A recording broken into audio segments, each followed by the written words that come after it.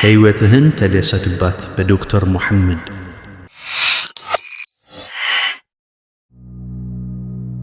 ይህ የቀልብ ዶክተር ድምፅ ነው።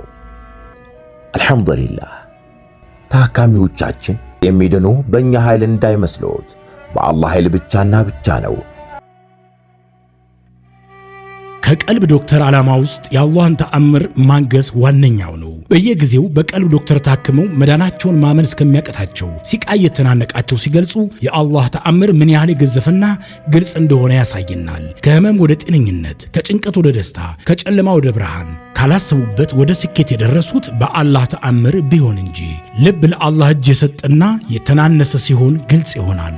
አላህም እንዲህ ይለናል፣ አላህን ትገነዘቡና በእርሱ ታምኑ ዘንድ በችሎታው ላይ ያስረጅ የሆኑ ግልጽ ተአምራቶችን ያሳያቸዋል። አልበቀራ።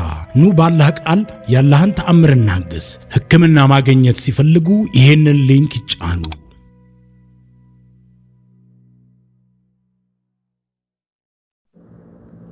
አሰላሙ አለይኩም ወራህመቱላሂ ወበረካቱሁ።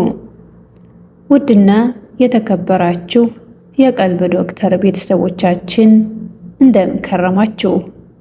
በያላችሁበት የአላህ እዝነት፣ ረሕመት፣ ጥበቃው አይላችሁ እያልኩኝ ይህ ዘወትር ማክሰኞ የምናቀርብላችሁ ከዶክተር ሙሐመድ ቢን አብድራህማን መጣጥፍ ላይ የተወሰደ ምርጥ ትምህርት ነው።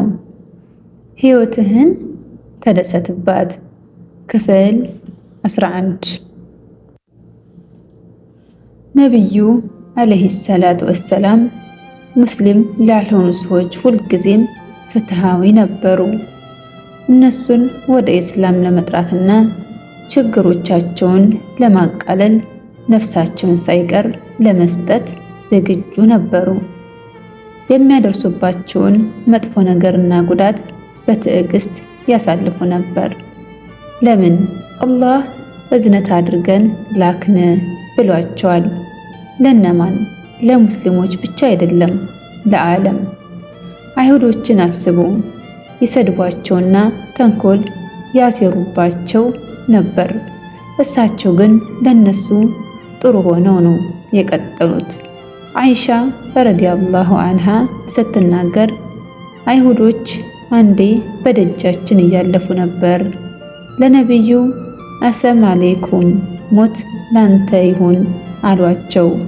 እሳቸውም ዋሊኩም በእናንተም ላይ ይሁን አሏቸው። አይሻ የሰማችው ነገር በጣም ስላናደዳት ሞት ለራሳችሁ ይሁን፣ የአላህ እርግማንና ቁጣ ይውረድባችሁ አለቻቸው። ነቢዩም አይሻ ሆይ ተይ፣ ብልህ መሆን አለብሽ፣ መራገምና መጥፎ ንግግር መናገር የለብሽም አሏት። የተናገሩትን ነገር አልሰሙም እንዴ አለቻቸው። እኔ የተናገርኩትንስ አልሰማሽም? ዱዓ አድርጌባቸዋለሁ። ያ ዱዓ ተቀባይነት አለው። እነሱ በእኔ ላይ ያደረጉት ዱዓ ግን ተቀባይነት የለውም አሏት። አዎ፣ ክፋትን በክፋት መመለስ አስፈላጊ አይደለም። አላህ ሰዎችን በመልካም ቃላት አናግሩ ይላል። በአንድ ወቅት ነቢዩ አለይሂ ሰላቱ ወሰላም ከባልደረቦቻቸው ጋር ከዘመቻ እየተመለሱ ነበር። ዛፎች በበዙበት አንድ ሸለቆ ውስጥ ሲደርሱ እረፍት ለማድረግ ወሰኑ። ተበታትነው በየዛፉ ስር ተኙ። ነቢዩም ሰይፋቸውን ዛፍ ላይ ሰቅለው ተኙ። ለካስ አንድ ሃይማኖት የለሽ ሰው ይከታተላቸው ኖሯል። ቀስ ብሎ ተጠጋቸው። ሰይፋቸውን ከዛፍ ላይ አውርዶ ያዘና ሙሐመድ ሆይ ዛሬ ከኔ የሚያድንህ ማን ነው ሲል ጮኸባቸው። ነቢዩ አለይሂ ሰላቱ ወሰላም ከእንቅልፋቸው ነቁ። ሰውየው ሊገድላቸው ተዘጋጅቷል። አጠገባቸው ሰው የለም። ጓደኞቻቸው በሙሉ በየዛፉ ስር ተበታትነው እንደተኙ ናቸው። ሰውየው በኃይሉና በጥንካሬው በመመካት በተደጋጋሚ ከኔ የሚያድንህ ማን ነው? ከኔ የሚያድንህ ማን ነው ይላቸዋል። እሳቸውም አላህ ይሉታል። ሰውየውም በድንገት በፍርሃት ተዋጠ። ሰይፉ ከእጁ አምልጦት ወደቀ። ነብዩ ሰይፉን አነሱና ከኔ የሚያድንህ ማን ነው አሉት። እየተንቀጠቀጠ እንዲያዝኑለት ይጠይቃቸው ጀመር። ማንም የሚጠብቀኝ የለም፣ እባክህን እዘንልኝ አላቸው። ነብዩም ትሰልማለህ በማለት ጠየቁት። አልሰልምም፣ ነገር ግን እርስዎን ከሚዋጋ ማንኛውም ቡድን ጋር አልወግንም አላቸው። ይቅርታ አደረጉለት። ሰውየው የአንድ ህዝብ መሪ ነው። ሄዶ ህዝቦቹን ወደ ኢስላም ጠራቸው። ሁሉም ሰለሙ። አዎ ለሰዎች ጥሩ ሁን፣ ልባቸውን ያዝ። በእርግጥም ነብዩ ከቀንደኛ ጠላቶቻቸው ጋር ሳይቀር ያልተበረዘ ባህሪ ነበራቸው። በዚህም ያሸንፏቸዋል፣ ልባቸውን ይማርካሉ፣ ከኩፍር ያጸዷቸዋል።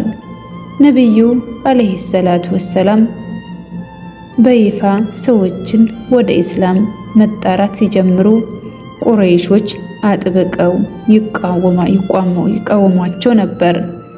ተሰብስበው ስለ ነብዩ ጥሪ ሰዎች በፍጥነት እየተቀላቀሏቸው ስለመሆኑና እነሱ ምን ማድረግ እንዳለባቸው ይወያዩ ነበር።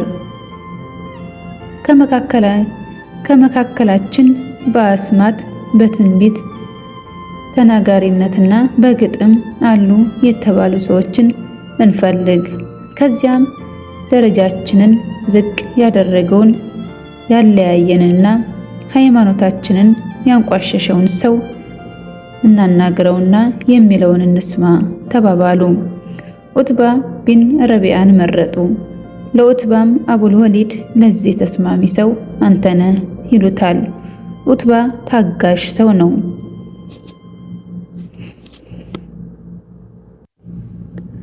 ቁረይሾች ወይ እሱ ዘንድ ሂጄ እንዳናገረውና ምናልባትም ማባቢያዎችን አቅርበንለት ያሻውን እንዲወስድ ፈለጋችሁ አላቸው። አዎ አቡል ወሊድ አሉት። ወደ ነብዩ አለይሂ ሰላቱ ወሰላም ሄደ። ቁጭ ብለው አገኛቸው።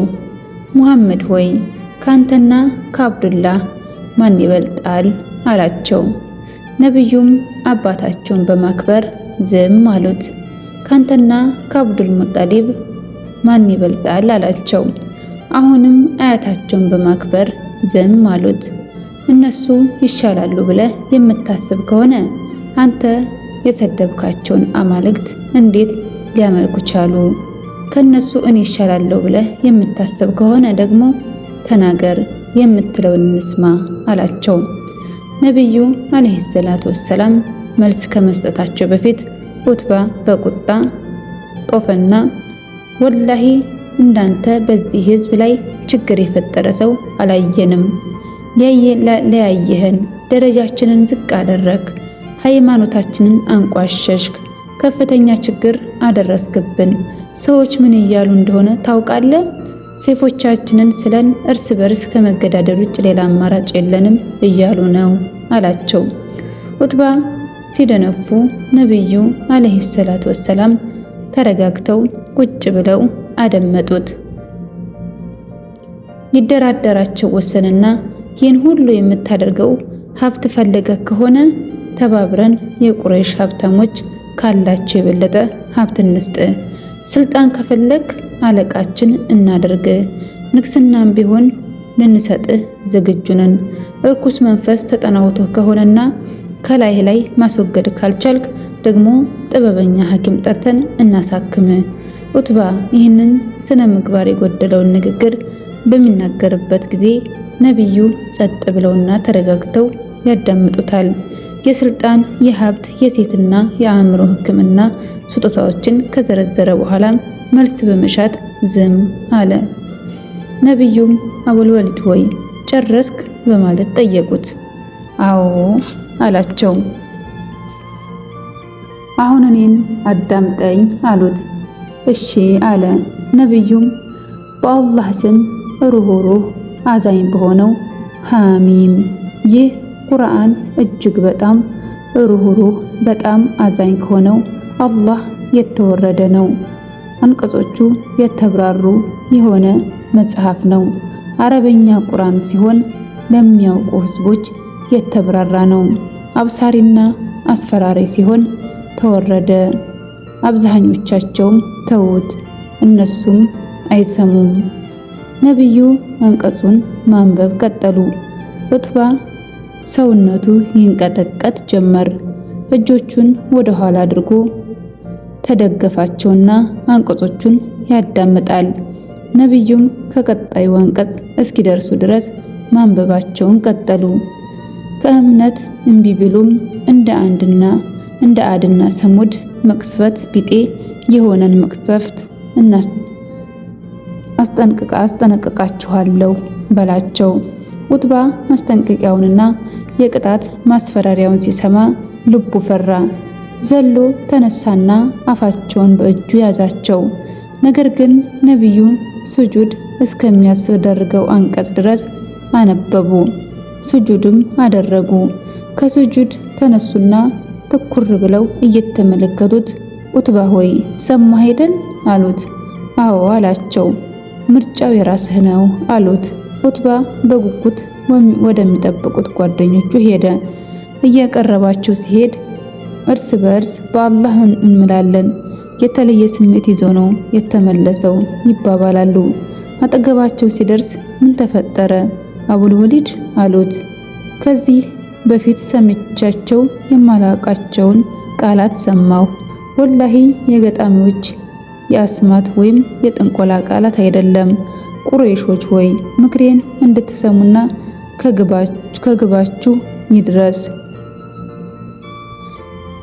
ከግቦቹ ይድረስ ዘንድ ለዚህ ሰው ሙሉ ነፃነት ትሰጡት ዘንድ እጠይቃችኋለሁ።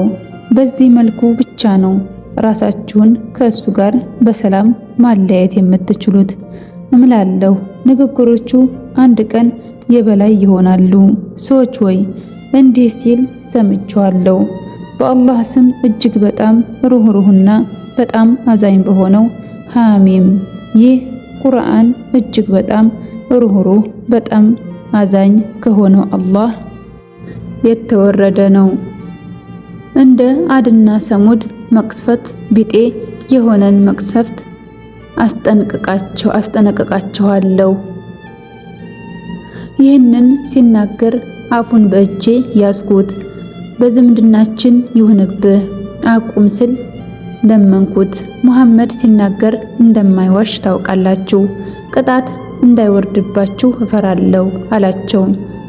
አቡል ወሊድ ጸጥ ብሎ ያስተነትን ጀመር። ጓደኞቹ ተኩር ብለው ይመለከቱታል። በአላህ እምላለሁ ንግግሩ መንፈስ የሚማርክ ውበት አለው። ስሩ የለመለመ ጫፉ የሚያፈራ ነው። ሰው ይህንን ሊል አይችልም አላቸው። ይሄማ ግጥም ነው አቡል ወሊድ ግጥም ብቻ አሉት። ወላሂ ስለ ስነ ግጥምና ስለ ግጥም ቤት መምቻ ከኔ በላይ እውቀት ያለው ሰው የለም። የጅኖችን ግጥም ሳይቀር አውቃለሁ። ወላሂ የሱ ንግግር ከማንኛውም አይነት ግጥም ጋር አይመሳሰልም። ዑትባ ስለ ነብዩ አለይሂ ሰላቱ ወሰላም ማውራቱን ቀጠለ። ምንም እንኳ ባይሰልምም ነፍሱ ወደሱ ለማጋደሏ ምንም ጥርጥር የለውም። የነብዩ ድንቅ ባህሪና ጥሩ አድማጭነት በዑትባ ላይ ምን ያህል ተጽዕኖ እንዳሳደረ ተመልከት። ምንም እንኳ እሱ የኢስላም ቀንደኛ ጠላት ቢሆንም በሌላ ጊዜ ቁረይሾች የነብዩ ባልደረባ የሆነው የኢምራን ቢን ሁሰይን አባት ሁሰይን ቢን አልሙንዚር አልሁዛኢን ላኩ። ከነብዩ ጋር ተወያይቶ የጀመሩትን ነገር ሊያስቆም መጣ። እናም የተለመደውን የቁረይሾች ምሪት በመድከም ለያየህን ደረጃችንን ዝቅ አደረክ ወዘተ አላቸው። ነብዩ አለይሂ ሰላቱ ወሰላም ተረጋግተው ካዳመጡት በኋላ በትህትና ጨረስክ አባ ኢምራን አሉት። አዎ በማለት መለሰ። ለምጠይቅ ጥያቄ መልስ ስጠኝ አሉት። እሺ አላቸው። አቡ ኢምራን ሆይ ስንት አማልክት ነው የምታመልከው? አሉት። 7 6 መሬት ላይ ያሉ አንዱ ደግሞ ሰማይ ላይ ያለ አለ። የምትወደውና የምትፈራው የትኛውን ነው? አሉት። ሰማይ ላይ ያለውን አለ። ነብዩም በሙሉ ትህትናቸው ሁሴን ሆይ እስላምን የምትቀበል ከሆነ ጠቃሚ የሆኑ 2 ቃላትን አስተምርሃለሁ አሉት። ሁሴን ኢስላምን ወዲያው ተቀበለና የአላህ መልእክተኛ ሆይ አስተምርሃለሁ ያሉኝን 2 ቃላት ያስተምሩኝ አላቸው። ነብዩም አላህ ሆይ ወደ ቀጥተኛው መንገድ ምራኝ፣ በራሴ ላይ ከማመጣው መጥፎ ጠብቀኝ በል አሉት። ነብዩም አለይሂ ሰላቱ ወሰላም ሰዎችን የሚያናግሩበት መንገድ ሁሌም ምርጥ ነው። ባህሪያቸው በአስደናቂ መልኩ በሰዎች ላይ በጎ ተጽዕኖ ያሳድራል። ይህ አይነቱ አካሄድ ሙስሊም ያልሆኑ ሰዎችን ወደ ኢስላም በማምጣቱ በኩል ትልቅ አስተዋጽኦ አበርክቷል። አንድ ወጣት ለትምህርት ወደ ጀርመን ሀገር በመሄድ አንድ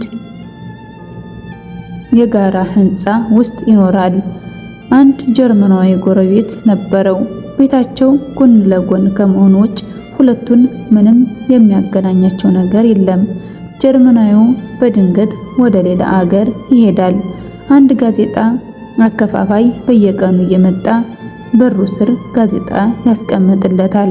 ወጣቱ ጋዜጦቹ በር ላይ ተከማችተው ሲያይ ጀርመናዊው ወደ ሌላ አገር መሄዱን አወቀ። ጋዜጦቹን ሰብስቦ ቤቱ ወስዶ አስቀመጠለት። በየቀኑ እያነሳም ያስቀምጥለት ጀመር። ጀርመናዊው ከ2 ወር በኋላ ተመለሰ።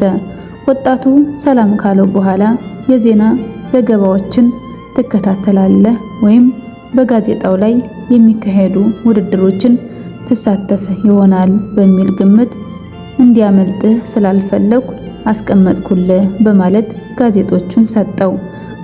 በሁኔታው የተገረመው ጀርመናዊው ላደረክልኝ ውለታ ገንዘብ ልክፈልህ ሲል ጠየቀው። ሃይማኖታችን ለጎረቤቶቻችን መልካም እንድንሆን ያዘናል። ላንተ ለጎረቤቴ ደግ የመሆን ግዴታ አለብኝ አለው። የቅርብ ጓደኛሞች ሆኑ። በመጨረሻም ጀርመናዊው ሰለመ።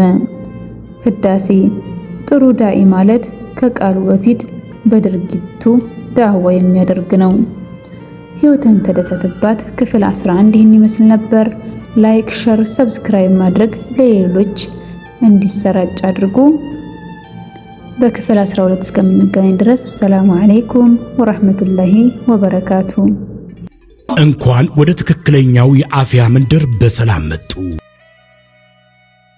የቀልብ ዶክተር በሲህር በጅን በአይንናስ እንዲሁም የስነ ልቦና ጫና የደረሰባቸው የሰው ዘር ፍጥረታት በሙሉ ታክሙ የሚድኑበት ነው። ህክምናው በቁርአን፣ ህክምናው በአስካሮች፣ ህክምናው በዱዓዎች በሰደቃ የሚካሄድ ሲሆን ነብያዊ ሱናን በተመረኮዙ እጅግ ጥበብና ዕውቀትን ባካበቱ የሩቃ ዶክተሮች ይታከማሉ። እወቁ፣ ህክምናው ሸሪዓዊ ብቻ ነው። አያምልጦት፣ እድሉን ይጠቀሙ። ባሉበት ሆነው ራስዎን ያክሙ። ህክምና ማግኘት ሲፈልጉ ተከታዩን ሊንክ ይጫኑ።